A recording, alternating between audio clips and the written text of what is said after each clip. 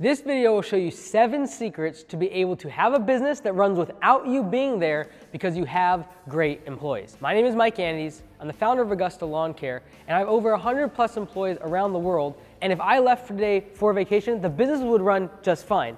They'd also probably get better.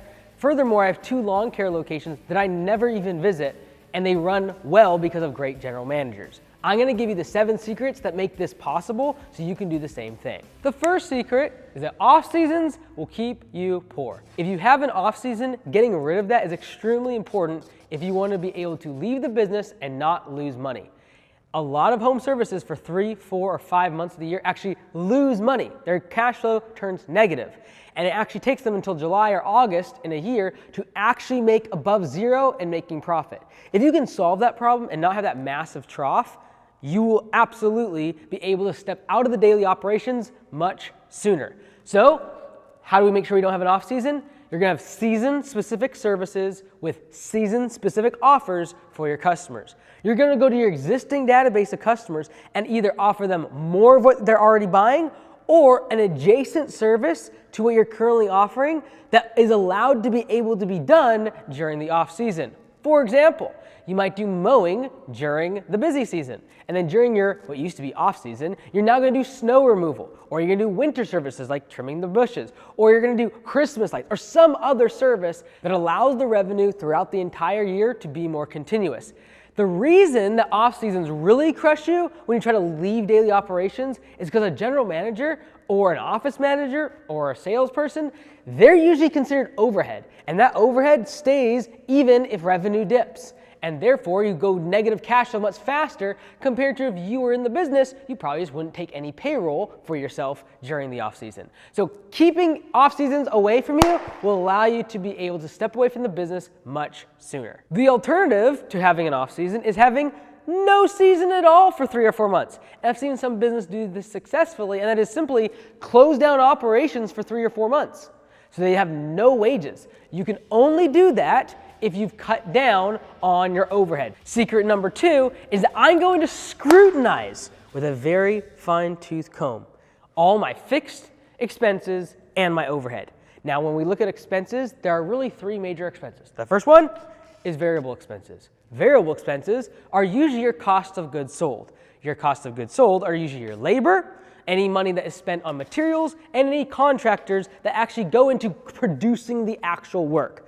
That is variable, which means as I sell more jobs, usually my variable costs also go up. If I don't have any work, I'm not going to be buying materials. I'm not going to be having direct laborers go out in the field. I'm not going to have contractors going out in the field. So my variable costs basically vary based upon how much revenue and how many jobs I have on the schedule. Fixed expenses, so we got variable expenses, now we got fixed expenses. Fixed expenses, as is stated, they're fixed.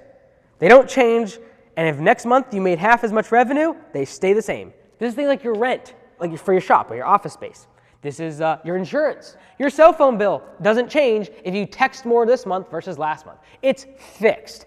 Also, a big one for home services, especially if you're growing quickly, you got to be careful of fixed expenses is loan payments. Because guess what? They're not going to pause payments for the next 6 months. At least most of them don't. If you have a bunch of equipment debt or an SBA loan or any sort of debt, those are fixed expenses. That monthly payment, that mortgage that you're paying on is going to come out every single month. So I'm going to scrutinize those fixed expenses dramatically because I do not want to have where I go into the slow season and my fixed expenses are so high, I'm making negative cash flow. So we have variable expenses, then we have fixed expenses, and then we have overhead. Overhead is things that go into making the business work. This could be something like the payroll for your office employee. This could be all of the software that you need to run the business. An example of overhead expenses would be like if you have a salesperson. Their wages, straight overhead, and they are required for the business to stay in operation. So I'm going to really pick apart and scrutinize my fixed expenses and my overhead. Variable expenses, they'll go up and down with how much work is on the schedule, but I'm going to really dive into these 2 because I've got to get those down. The lower I can get those fixed expenses means that when I'm not around during the off season and when things slow down, there's no chance of me losing money. And the last thing you want to do if you're trying to get away from your business in terms of being in daily operations is ever losing money.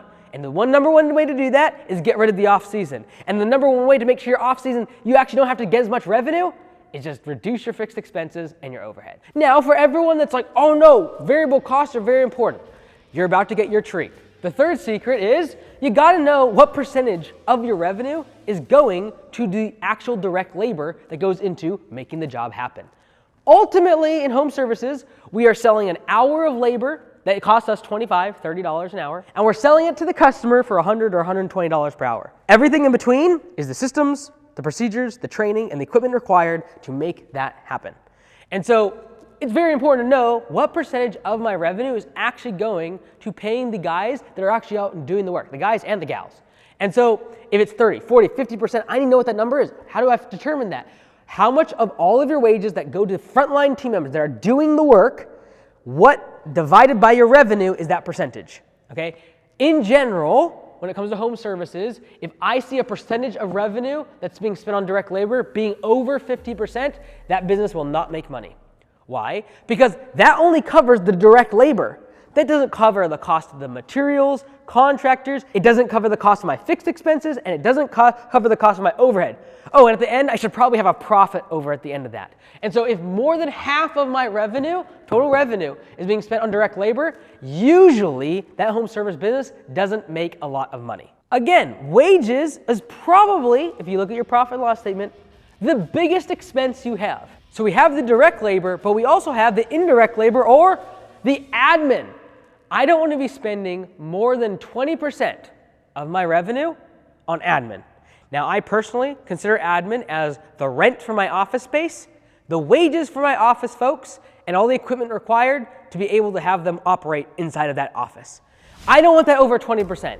I shoot for between 8 and 12% of what I make at my locations. I want that going to command center. They cover all my admin stuff, so that way I can focus on everything else with the daily operations with the general manager. But in terms of my admin, I want to be shooting under 20%, which means buying a big fancy shop space is probably not the right move if you have a $200,000 business.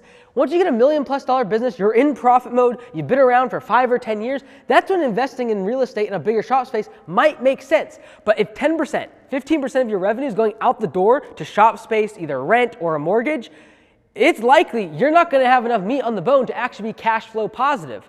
Because if I'm spending 30% of my revenue on just the cost of my admin, and then I'm spending 50% of my revenue on just direct labor, that means I have 20% left over to cover all the other expenses in my business. You won't make any money. That's the bottom line. The fifth secret to having a business that can run without you in daily operations is having hiring and training systems. That means having a system to attract people to come to an interview, having interview questions, they actually accept the job offer, having a system for onboarding them, and then training them, which means having a system for the trainer, having a system for the trainee. So when they show up to work the first day, it's not like, here's your uniform, hop in the truck and go. It's like, okay, let's go over the procedures and the policies for the business. Let's go over who's gonna be your trainer. Here's the checklist of things we expect you to know in the first 2 weeks. So at Augusta Lawn Care, we give them a trainee checklist that they're required for their day 1 and day 2, they're going to use a stick edger. Day 3 and 4, they're gonna use a blower. Day 4 and 5, they're gonna use a push mower. And then day 6 and 7, on the week number 2, they're gonna actually use a zero turn. Then they figure out the trailer and the truck. These are all different tasks they're required to do, and a trainer is supposed to sign off on each task as they get completed. This assessment is the type of thing you'll want to create systems around when it comes to hiring and training your employees. By doing this, you're going to be able to make sure that you don't have to be there to be the expert at hiring, the expert at interview questions. Just make the questions that you would ask and then have the interviewer ask them and write down the answers. These sort of systems will allow you to step away from the business instead of you being the master juggler that has all the answers to the business in your head. This also means having systems in place to be able to take your really hungry employees that want upward mobility and giving them something to chew on. Whether it be audible programs and audiobooks or meetings about how they can get to the next level of their career, that's all part of the system. And having a way for them to have upward mobility inside the company, whether it be learning how to do estimates or learning how to do equipment maintenance or becoming a general manager or starting their own location, having those systems in place will allow you to have a much stronger culture because no longer do people think this is a dead-end job because they just got a part-time deal at the local lawn care service. Now they can actually see upward mobility and a way to get more money and get to the next stage of their career. The sixth secret to having a business that runs without you in daily operations is having profit sharing and open book management. Now, I understand that you worked very, very hard for many years, and it took a long time to become profitable. And now you're like, I'm gonna give my profits away to my employees, and they just showed up here 2 months ago, and I'm going to be giving them a piece of, yes, I understand that inclination. But you wanna give them a piece of the pie. Because if you give them a piece of your success, guess what? They'll make you more successful, because you give them a piece of the action. And so if you're really making a ton of money, give them a small piece of it, and they'll want to make more money. And then if you're not doing good, like, well, what do I do if I'm not making any profit? And there's no profit sharing to have. That's when you want to have open book management regardless. So either way, I need to have open book management, which is sharing all the numbers in the business with my team. Whether I'm making a bunch of money, and I'm giving them a piece of profits, or if I'm making no money, I'm still going to share the numbers with the team, even though there's no profits to share. Why? Well, because if you're not doing good, you need everyone to band together, rally together, and understand just how bad the situation is. Otherwise, they're just going to look for evidence that you're making tons of cash. They're going to look for the new truck that just drove in and be like, they're making a ton of money because they bought a brand new truck. And in your mind, you're like, we are 4 weeks behind and we can't find any employees, and so I went into debt to go buy the truck so we can get some of this work done for our customers. They're not going to think that though. They just see new truck. The owner is making a bunch of money off of me. And if that's not happening, prove it to them. If you want people to be able to work harder for you, it's probably a better idea that they like you. And the number one way to make sure they don't like you is to hide things from them. Because if you feel someone hides something from you, you probably don't trust them. And if you don't trust them, you don't like them. If you don't like them, you're not going to work as hard for them. And instead of trying to actually get more work done throughout their day, they'll just spend their time trying to plan your demise. That's when they siphon gas out of the truck. That's when they try to damage equipment. That's when they say stupid stuff to customers to try to make your business look bad, so they don't like you. And they probably don't like you because they don't trust you. And if you're not going to share numbers with them and you're going to hide things from them, they probably aren't going to trust you. So my recommendation is open up the books, show all the numbers, and then give them a piece of the action so when you make a lot of profit, they get a piece of that too. The seventh and final secret to having a business run without you and you being out of daily operations is 3M. What does that stand for? Money Motivated Managers. You say, why do I want money motivated managers? I want managers that are going to take care of people and take care of the customer. Guess what? When you're gone, you need someone defending the bottom line. Because if they don't defend the bottom line, you won't have customers and you won't have employees. So you need someone that's money motivated so that then you can give them a piece of the action and pay them according to their performance of the bottom line. So I want people that want more money, and so that they make the company more money, they defend and make sure that the bottom line is protected. They're going to cut out waste. They're going to make sure that we don't spend frivolously. If they just want to make friends with all the employees, that will work for a while until guess what? The bottom line goes negative and no one's paycheck is going to go through. So I need a manager that when I'm gone, they're constantly thinking about the bottom line and their paycheck is directly incentivized by that bottom line. I need them defending it at all costs. If you do these 7 things, you'll be able to have a business that runs regardless of whether or not you're there in person. These steps will get you out of daily operations. But if you're a little bit smaller of a business and you just want to get out of the field, watch this video here. It'll show you exactly how to make a bunch of money and not have to work out in the field with the crew.